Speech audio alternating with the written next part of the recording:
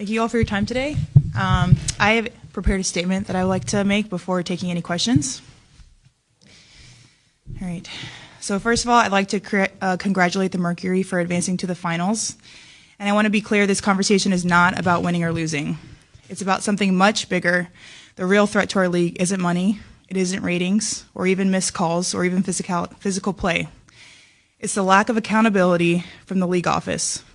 Since I've been in the league, you've heard the constant concerns about officiating, and it has now reached levels of inconsistency that plague our sport and undermine the integrity in which it operates. Whether the league cares about the health of the players is one thing, but to also not care about the product we put on the floor is truly self-sabotage.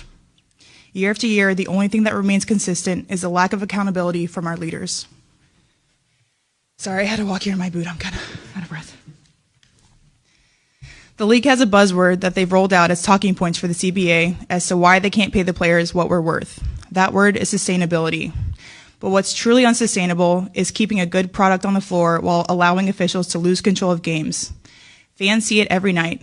Coaches, both winning and losing, point it out every night in pregame and postgame media. Yet leadership just issues fines and looks the other way.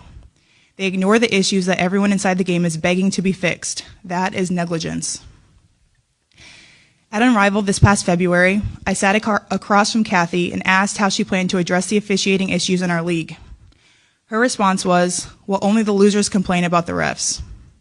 I also asked how she planned to fix the fact that players like Caitlin, Angel, and Paige, who are clearly driving massive revenue for the league, are making so little for their first 4 years. Her response was, Caitlin should be grateful she makes $16 million off the court, because without the platform that the WNBA gives her, she wouldn't make anything. And in that same conversation, she told me players should be on their knees thanking their lucky stars for the media rights deal that I got them. That's a mentality driving our league from the top. We go to battle every day to protect a shield that doesn't value us. The league believes it succeeds despite its players, not because of them.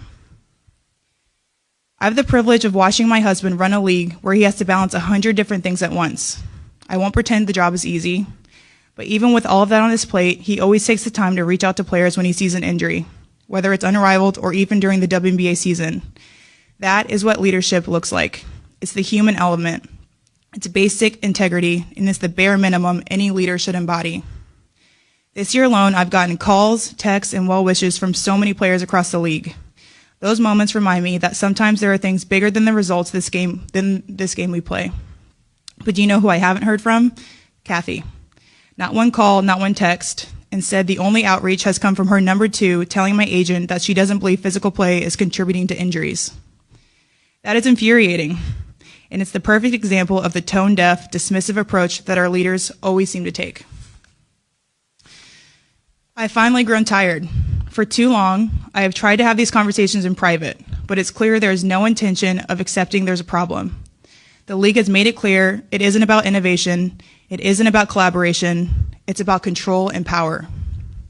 I've earned this platform and I've paid the price to get here, and now I have a responsibility to speak on behalf of the fans and everyone in this league that deserves better. Our leadership's answer to being held accountable is to suppress everyone's voices by handing out fines. I'm not concerned about a fine. I'm concerned about the future of our sport. At some point, everyone deserves to hear the truth from someone who I hope has earned the benefit of the doubt to fight for what is right and fair for our athletes and our fans. We have the best players in the world. We have the best fans in the world. But right now, we have the worst leadership in the world. If I didn't know exactly what the job entailed, maybe I wouldn't feel this way. But unfortunately for them, I do. We serve a league that has shown they think championship coaches and Hall of Fame players are dispensable, and that's fine. It's professional sports. But I will not stand quietly by and allow different standards to be applied at the league level. Thank you.